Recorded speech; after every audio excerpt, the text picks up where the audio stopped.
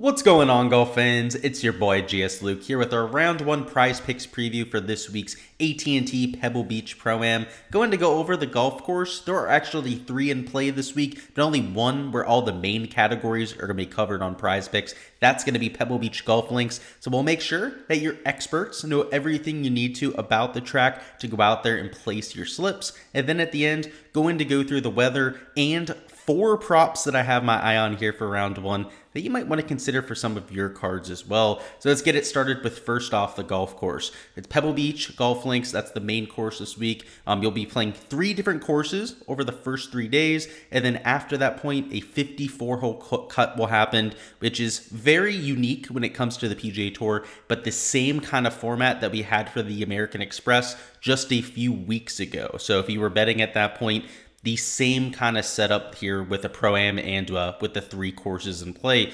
But Pebble Beach played 1.24 shots under par last year, which is actually a little bit easier than the PGA Tour average course. So it didn't play nearly as difficult as it can for US Opens, which we've seen in the past. This is a major championship type of venue, but this time of year, the rough's a lot shorter, the greens are a lot more receptive, and typically players don't have too much trouble around Pebble unless there's going to be high winds. Looking at the driving accuracy, also the GAR percentage, both well above the tour average. In fact, in terms of driving accuracy, it's about 10% higher than what we're used to seeing. So that's significantly higher than what you're seeing there week to week. Right around 10.5 fairways hit per round. So usually we're seeing like 8.5, sometimes even closer to like 7.5, 8 fairways hit per round. Sizable difference there. In terms of your greens regulation, it's a 72.1% clip, which puts your field average at just under 13 greens. So another easy ball striking course where you're going to see plenty of guys go out there, hit lots of fairways in greens. And a lot of the differentiation comes down to the putting, who can actually capitalize on a lot of the looks that they're getting. So some of the high birdie percentage players, some of the more aggressive players on the PGA Tour are who you're going to see at the top of this leaderboard. But we're not going to focus on that too much. I do want to take a look at the weather though. The weather for tomorrow, for the most part, looks beautiful. Between 3 to 6 miles an hour of winds for a majority of the day. But towards 3-4 p.m., you can see it starts to kick up a little bit. And towards 5 to 6 p.m., where at the very least, I mean, players might be out there for like 1-2 holes at that point. Most players will be finished by 5 or 6 p.m. there. The winds do kick up significantly. So over there for Friday, looking ahead, you can see the weather doesn't look very promising. It looks like there's going to be rain pretty much all day, significantly high winds in the morning. So it's a good thing that they're missing out on that. But for the most part tomorrow, going to be ideal conditions. So this 1.2 under par average, you're going to see something close to that. It was nearly ideal all 4 days last year. And in terms of your driving accuracy, your green regulation percentage, I would expect to see similar kind of numbers here for Thursday. Now getting into prize picks, where a majority of the props that I'm going to be taking are for birdies or better. So I'll go ahead, put the first 2 up there to begin. Going to be Tom Hoge over 4.5 birdies or better, and then Ben Griffin over 4.5 birdies or better. Both of these players perfectly fit the course. They're solid iron players, both of them gaining over 0.6 strokes per round in terms of their approach play, and both relatively accurate drivers. Around Pebble Beach, there are a few difficult driving holes that can really get you into trouble, but the beauty about going with birdies or better is it's okay to make a bogey out there or 2. Okay to go out there and double a hole like number 10 that's extremely difficult. In fact, holes 8 through number 10, some of the most difficult holes in all of the PGA Tour. So plenty of bogeys to be had, but by going out there taking birdies or better, it's going to be the best way to attack it because something we didn't mention here before is that the birdie or better average was 4.77 last year, which is way higher than usual. In fact, the scoring average was a lot better last year than we were used to, but that was because conditions were soft, which we're expecting similar conditions this time around. Lots of rain in the area over the last few months, and you had low winds. Both of those going to be consistent with tomorrow. So I know when you look at some of the historical numbers where the birdie average is closer to 3.7 or something closer to 3.8 in the years like 2018 to 2021 there, 2022 is the kind of sample size at least we want for tomorrow, right? You saw the weather for Friday. Saturday looks a little bit gusty as well, so those could play significantly more difficult. With that in mind, we know that the tour is also going to have to try and keep it easy, right? Because if it's going to be nasty Friday and Saturday, well, they don't want to set up the course impossibly difficult for tomorrow because they can't change the setup. They have to give the players the same set of conditions in terms of pin locations and tee locations over the 3 courses over the next 3 days. So, I mean, I'm just expecting there to be super low scores tomorrow, particularly at Pebble Beach. And if the average was 4.77 last year, these top-end players, right, should be projecting for at least 5 birdies, if not closer to like 5.5 birdies. And if you look at the record last year, Tom Hoge smashed at Pebble Beach. Same thing for guys like a Justin Rose up top. And there's not a ton of players in the field, at least, you know, for round 1 at Pebble that played here last year. But if all of the guys that were making the cut last year at Pebble were making like 6-7 birdies, which is the case for almost everybody that made the cut last year, these top-end players like Tom Hoge, Ben Griffin, for example, are projecting for closer to like 5.3 to 5.5 birdies for Tom Hoge, who of course is last year's champion. So love the over in both of those. Also taking Scott Stallings and Davis Riley there. Just all of these picks are just really easy overs for me. I mean, considering that Scott Stallings is one of the more aggressive players on tour, Davis Riley, same thing over the last 36 rounds that haven't been great for Riley.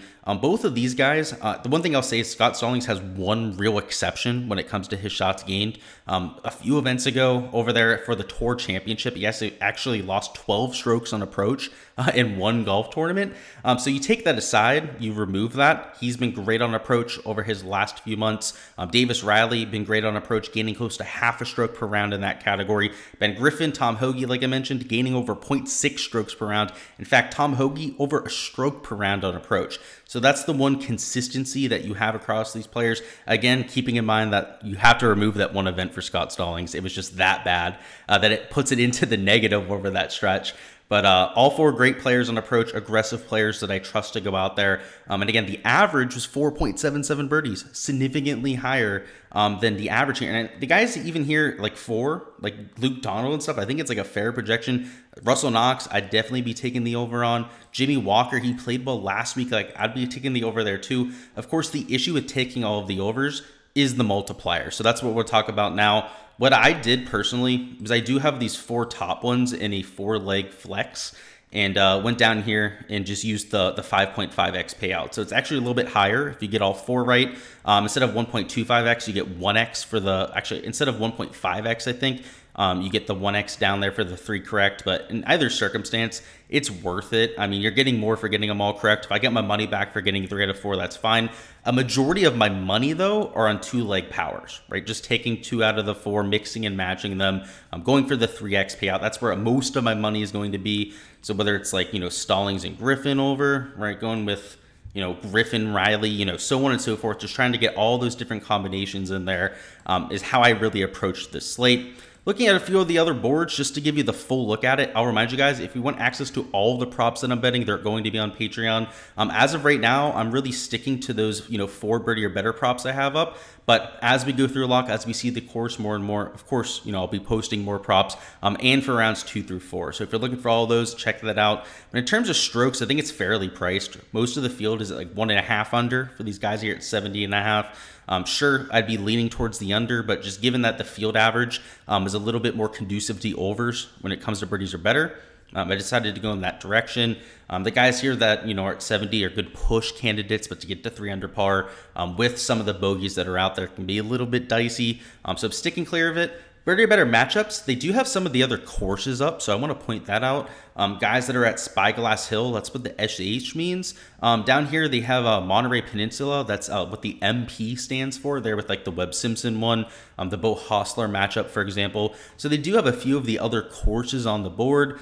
But like most matchups, like for every golf tournament, guys, it's just not my favorite board. So if you have any you want my opinion on, feel free to go ahead and throw it down in chat. But not anything I'm really seeing a ton of value on, maybe except for the under for Sabatini. Nunez, an aggressive player, they're playing the same course. Monterey's also, you know, only has 3 par 5, so a lot of that's going to come down to your putting, so that's why I don't love it, or else I would love it if it's more of a ball striking fest there. But outside of that, not a ton of matchups. I mean, just, you know, ones I'd be slightly leaning in one direction or the other. Greens regulation, the average was 13, so, you know, your top end players, right, you'd consider overs on, like a Tom Hoge, but again, I prefer the birdie or better, you know, prop a lot more there. Just, I feel like little bit more consistent when it would come to the hit rate. The lower end guys at like 12.5, you know, especially Duffner, who's a pretty decent iron player even at this age. You know, I'd be considering the over on, but I haven't fired on it. And the fairway board is priced appropriately. The average is 10.5. About a field average driver in Tom Hoagie, that's exactly where he should be. And then Russell Knox at 11.5, that's probably about right. It's one of the most accurate players on tour.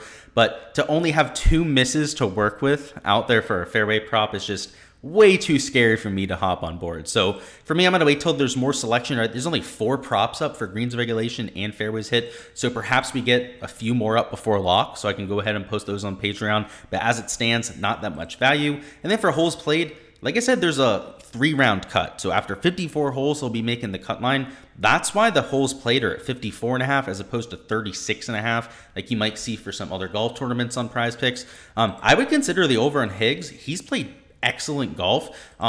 Adam Schenk likes playing out west. Charlie Hoffman loves playing out west. In terms of your hit rate, though, these guys are like 50 to 55% hit rates. The last time I checked on my projection sheet, which also on Patreon, guys, in my DFS projection sheet, I get asked about this all the time. I do have hit rates in terms of cut lines. So I'll have like a made cut percentage for every player in the field. So if you want to see the exact hit percentage for these 3 in terms of their overs, then check out the sheet there on Patreon. So it's just a added benefit on there. And not only that, you can check the hit rate for everyone on here, right? There's a few unders here that are actually favored that you could take for a few of the guys on here, where you might be able to do some overs and unders and perhaps get a little bit of a boost, right? So just to give you an example, right? Let's say these top 3 are overs and these bottom 2 unders. Again, this is just an example here, right? You're going to get a slightly boosted payout as opposed to the regular 10x flex there. So have fun with it. You can go ahead and do that on the Patreon sheet. But outside of that, guys, that is all I've got in terms of props. Hopefully you feel a little bit more prepared to go out there and make your own slips. Again, if you want access to everything, it's on the Patreon.